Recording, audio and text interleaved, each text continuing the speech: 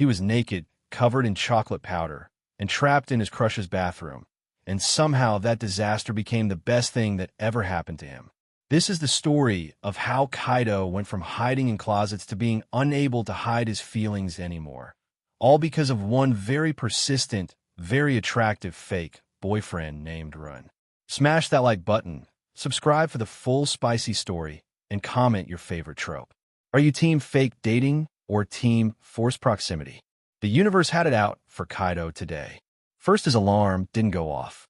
Then he'd spilled coffee down his only clean shirt. And now, his so-called friends had cornered him outside the library with that gleam in their eyes that meant trouble. Come on, Kaido. She's perfect for you. Yuki insisted, blocking his escape route with her arms spread wide. I don't need to be set up, Kaido protested, clutching his bag like a shield. I'm fine being single. You've been fine being single for 2 years, Takashi chimed in from behind, cutting off his other exit. That's not fine. That's tragic. Kaido's eye twitched. That's not fine. That's tragic. Kaido's eye twitched. Why did his friends think his love life, or lack thereof, was their personal project? Sure, he was quiet, maybe a little awkward, but that didn't mean he needed their help finding. She's waiting at the cafe right now, Yuki said, pulling out her phone with a triumphant smile. I'll text her you're on your way. Well, hell no.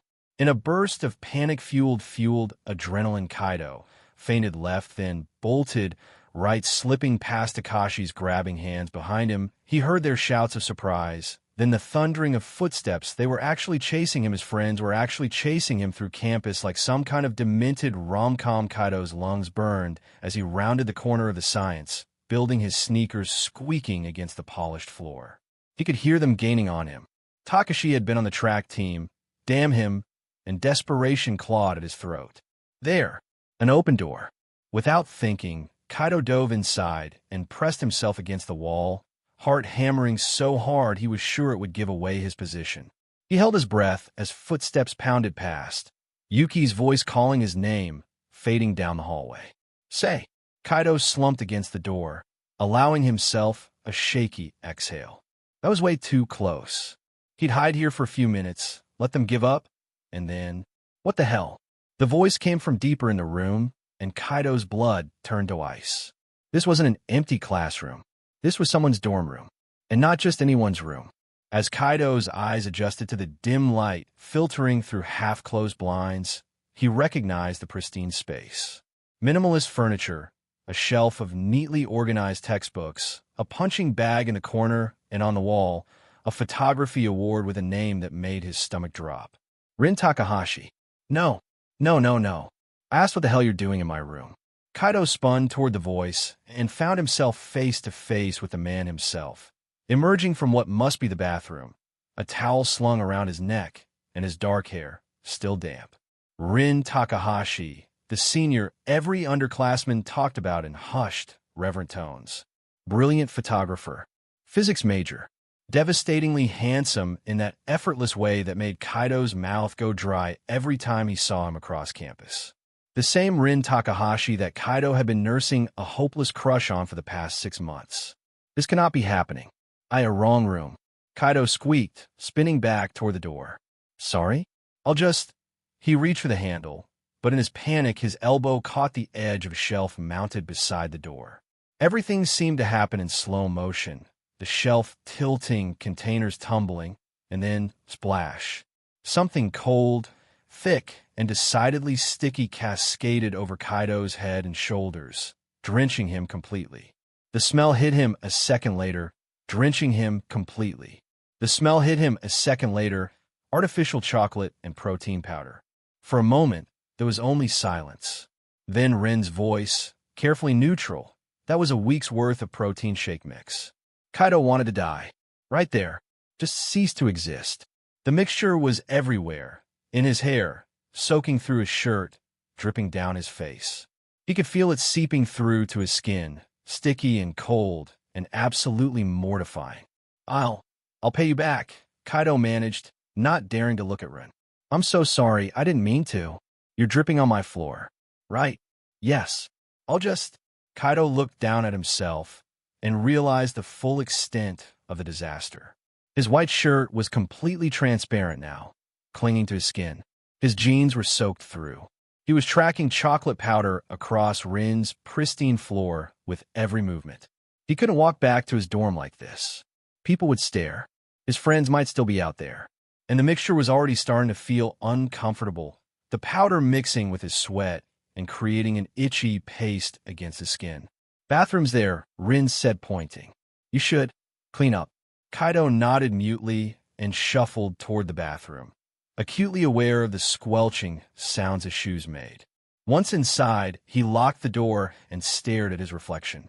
In horror, he looked like he'd lost a fight with a chocolate factory. There was no saving his clothes.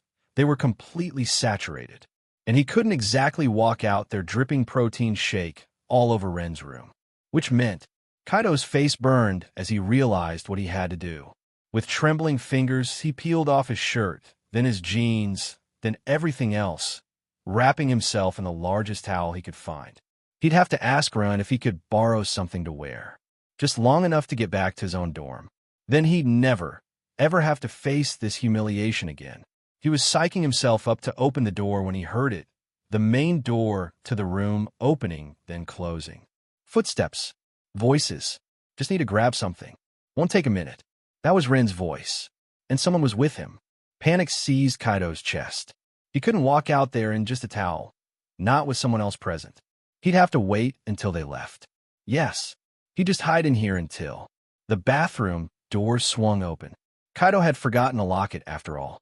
And there stood Ren, his expression shifting from surprise to shock as he took in the sight. Kaido, naked except for a towel that had slipped dangerously low on his hips, chocolate powder still dusting his damp hair, eyes wide as a cornered rabbit. For 3 eternal heartbeats, neither of them moved.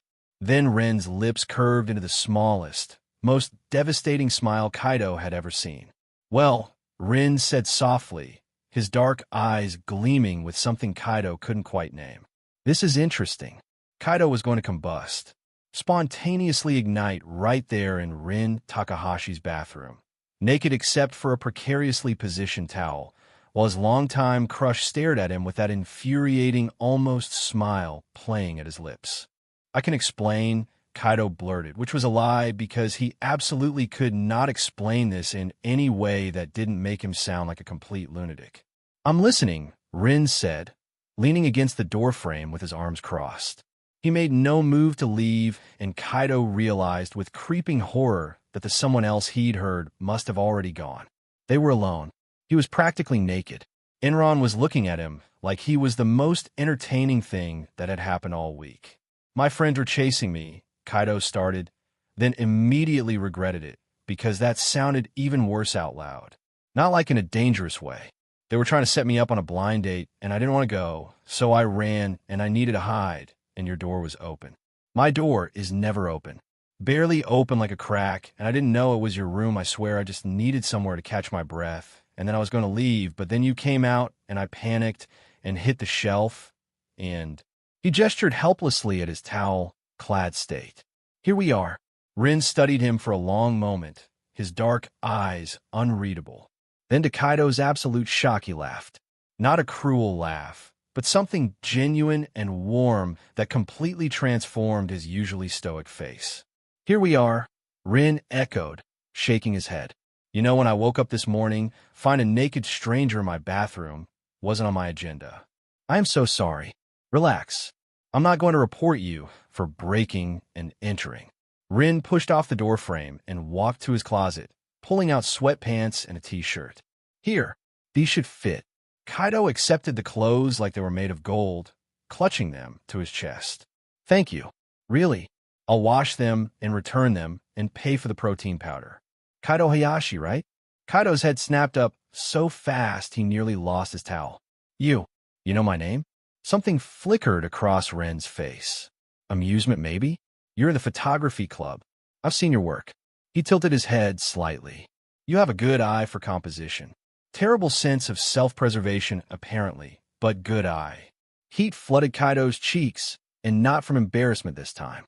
Ren had noticed him, had seen his photography. He'd submitted pieces to the club gallery on a whim, never imagining that Rin Takahashi had actually looked at them. I'll let you get dressed, Ren said, moving toward the door. And then we should talk. That sounded ominous.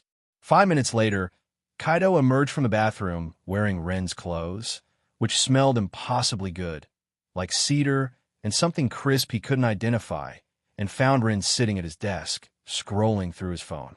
Sit, Ren said, gesturing to the bed. Kaido perched on the edge, his ruined clothes bundled in his lap, feeling like he was about to receive the world's most awkward lecture. Instead, Ren said, I need a favor. Kaido blinked. A favor? You said you'd pay me back. Ren set down his phone and fixed Kaido with that intense gaze that had made him the subject of countless campus fantasies. I'm calling it in. Okay, Kaido said slowly, his mind racing through possibilities. Clean Ren's room for a month? Carry his equipment? Donate a kidney? What do you need? Ren was quiet for a moment, as if weighing his words carefully. Then, I need you to be my boyfriend.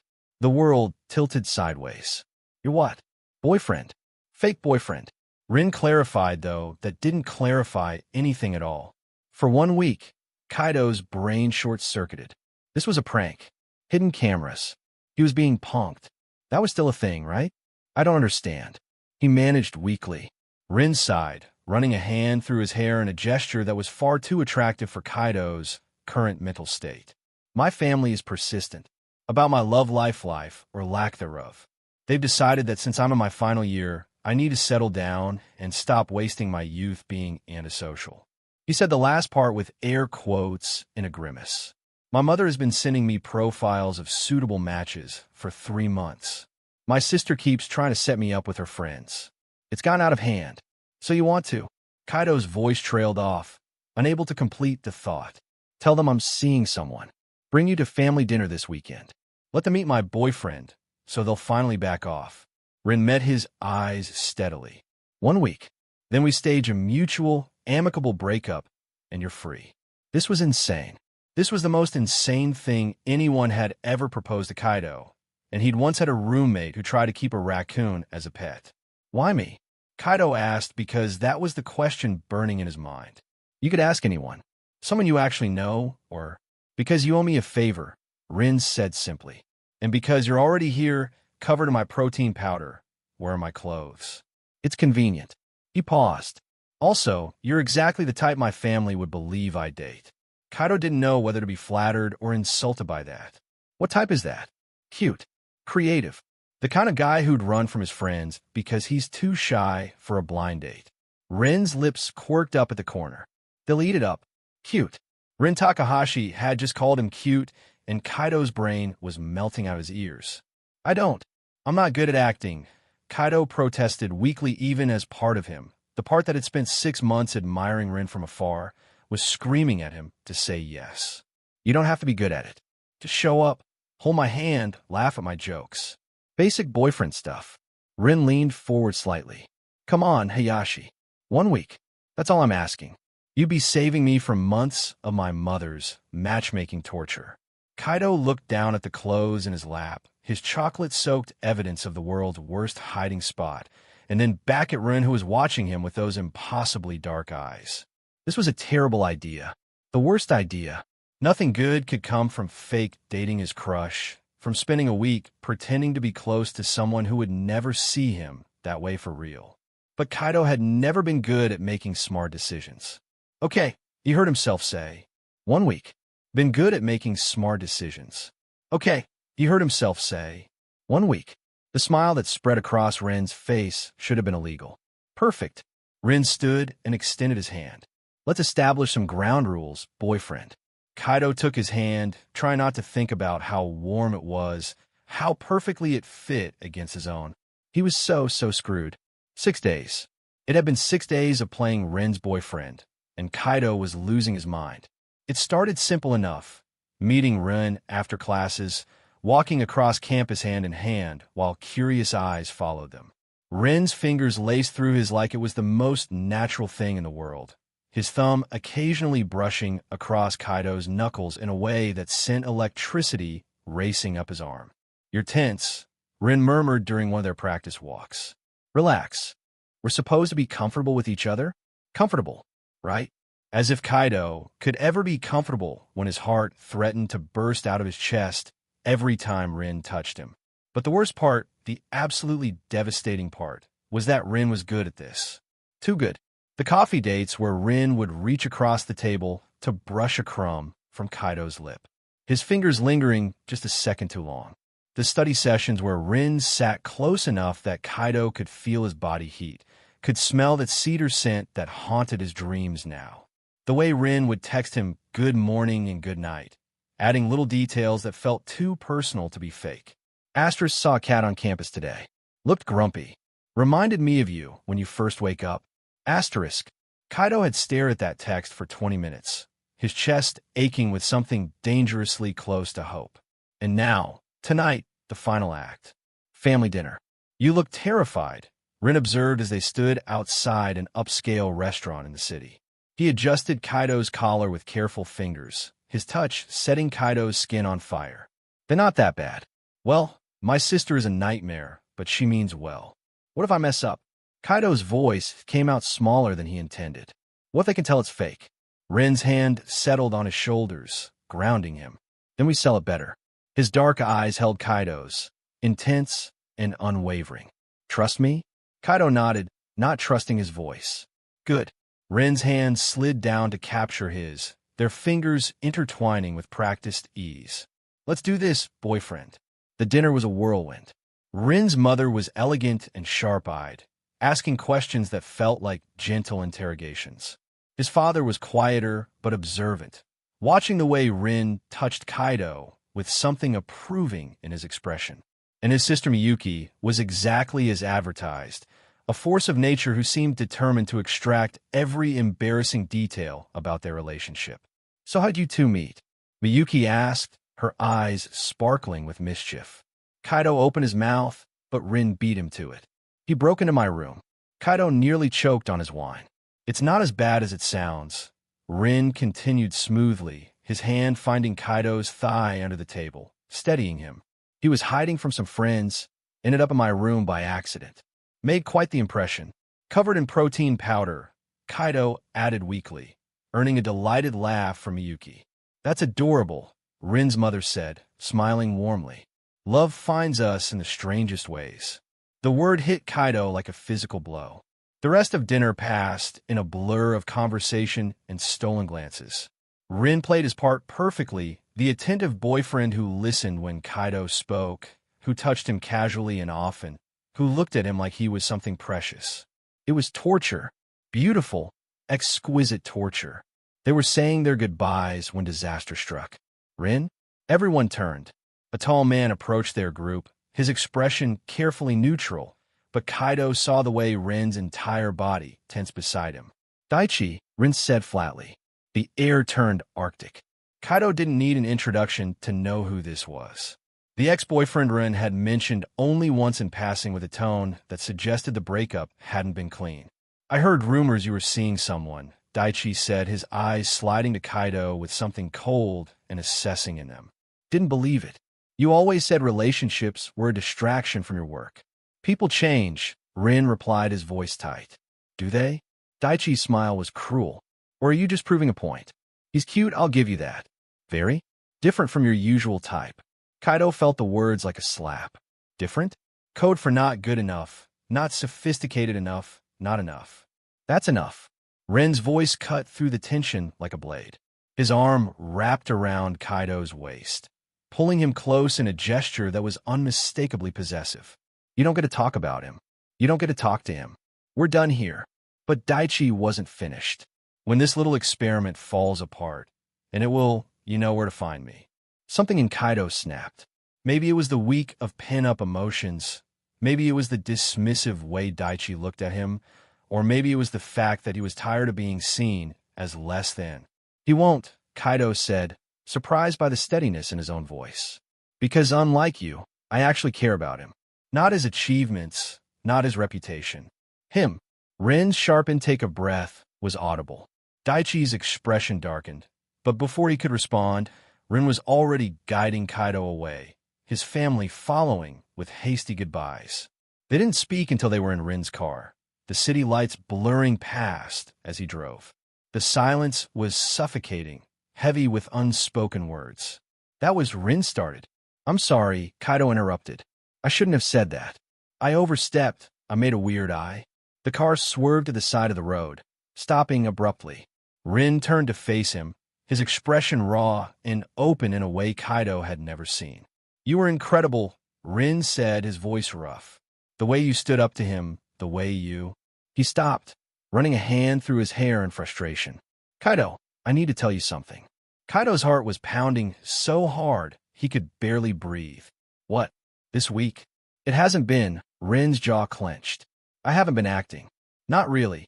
Not with you. The world stopped spinning. What are you saying? Kaido whispered. Instead of answering, Rin leaned across the console, his hand cupping Kaido's jaw with devastating gentleness. Can I kiss you? For real this time? Kaido's answer was to close the distance between them. The kiss was nothing like the chaste pecks they'd exchanged for show. This was desperate, hungry real. Rin's hand tangled in Kaido's hair, angling his head for better access, and Kaido melted into him, 6 days of tension finally finding release. When they broke apart, both breathing hard, Rin pressed his forehead against Kaido's. Tell me you feel it too, Rin murmured. Tell me I'm not crazy. But fear crashed over Kaido like a wave. This was too good, too perfect. Rin was caught up in the moment, in the adrenaline, in the role. Tomorrow he'd regret it. Tomorrow he'd realize Kaido was just the convenient guy who'd stumbled into his room. Nothing special. Nothing. I can't. Kaido choked out, pulling away. I can't do this. Kaido. But Kaido was already scrambling out of the car, his vision blurring with tears he refused to let fall. He ran. Again. Because apparently that was all he knew how to do. 3 days. 3 days of radio silence. 3 days of Kaido ignoring Rin's texts, calls, voicemails. 3 days of hiding in his dorm room like a coward, surviving on instant ramen and self-loathing. You're an idiot, Yuki announced, barging into his room without knocking on day 4. Takashi followed, looking equally unimpressed. Go away, Kaido mumbled from beneath his blanket fortress. No. Yuki yanked the blanket off him. We're staging an intervention. You've been moping for days you won't tell us what happened, and apparently you're ghosting Rin Takahashi, the guy you've been mooning over for months. I wasn't mooning. You literally have his photography exhibition flyer pinned to your bulletin board, Takashi pointed out. Kaido groaned, covering his face with a pillow. It's complicated. Then uncomplicated, Yuki said, sitting on his bed with the determination of someone who wouldn't leave until she got answers. Talk to us. And maybe it was the isolation or the ache in his chest that hadn't faded, but Kaido found himself spilling everything. The fake dating arrangement, the family dinner, Daichi, the kiss, and the terror that had sent him running. He said it was real, Kaido finished, his voice breaking. But how can it be? I'm just me. And he's Rin Takahashi. It doesn't make sense. Yuki and Takashi exchanged a look. Kaido, Yuki said gently, has it occurred to you that maybe you're exactly what makes sense to him? That maybe, Takashi added, he sees something in you that you can't see in yourself? Before Kaido could respond, there was a knock at the door. A real knock, firm and insistent. His heart stopped. I'll get it, Yuki said, but Kaido was already moving, something in his chest pulling him forward. He opened the door, and there stood Rin. Moving, something in his chest pulling him forward. He opened the door, and there stood Rin. He looked wrecked, hair disheveled, dark circles under his eyes, his usual composed exterior cracked and crumbling. In his hands, he held a portfolio. You've been avoiding me, Rin said, his voice rough. Yes, Kaido admitted, because what was the point of lying? Can we talk? Please? Kaido glanced back at Yuki and Takashi, who were making exaggerated go-on gestures. He stepped into the hallway, closing the door behind him. I'm sorry I ran, Kaido started, but Rin shook his head. Don't apologize. He held out the portfolio. Just look at this first. With trembling hands, Kaido opened it. Photographs. Just look at this first. With trembling hands, Kaido opened it. Photographs. Dozens of them. And they were all of him. Kaido at the photography club, concentrating on adjusting a camera. Kaido in the campus cafe, laughing at something on his phone. Kaido walking across the quad, sunlight catching in his hair. Shot after shot, each one capturing him in moments he hadn't known he was being watched. "I've been photographing you for 4 months," Rin said quietly. "Since the first time I saw your work in the gallery and thought, I need to know who sees the world like this. I started noticing you everywhere. The way you light up when you're passionate about something. The way you bite your lip when you're thinking. The way you care so deeply about everything and everyone." Kaido couldn't breathe. "When you stumbled into my room covered in protein powder, I thought it was fate giving me a chance I've been too scared to take on my own." Rin stepped closer. "The fake dating wasn't about my family, Kaido. It was an excuse to be close to you, to have a reason to hold your hand, to learn how you take your coffee to make you smile." "Rin?" Kaido's vision blurred with tears. "I'm in love with you," Rin said raw and honest. "Not the convenient guy who needed to hide. Not my fake boyfriend. You, the real messy, beautiful you. And I'm done pretending otherwise." The portfolio slipped from Kaido's hands as he surged forward, crashing his lips against Rin's in a kiss that was desperate and hungry and real. Rin caught him, his arms wrapping around Kaido's waist and pulling him flush against his body. "I love you too," Kaido gasped between kisses. "I've loved you for so long I was just scared." "No more hiding," Rin murmured against his lips, walking them backward toward Kaido's door. "No more running." They stumbled into the room. Yuki and Takashi had mercifully vanished, and suddenly they were falling onto the bed, a tangle of limbs and heated kisses. Rin's hands were everywhere, sliding under Kaido's shirt, mapping skin he'd only dreamed of touching. "Is this okay?" Rin asked, his eyes dark with want, but searching Kaido's face for permission. "Yes." Kaido breathed. "God, yes. Please don't stop." What followed was tender and intense, a physical conversation of everything they'd been holding back. Rin took his time, learning every sound Kaido made, every touch that made him gasp. And when they finally came together completely, it felt like coming home. Afterward, they lay tangled in sheets, Kaido's head on Rin's chest, listening to his heartbeat steady. "So," Kaido said softly, "what happens now?" Rin pressed a kiss to his hair. "Now we do this for real. No more fake anything. Just us. Your family is going to be insufferable when they find out we're actually together. My mother is already planning our wedding." Kaido laughed, the sound light and free. "I love you. I love you too."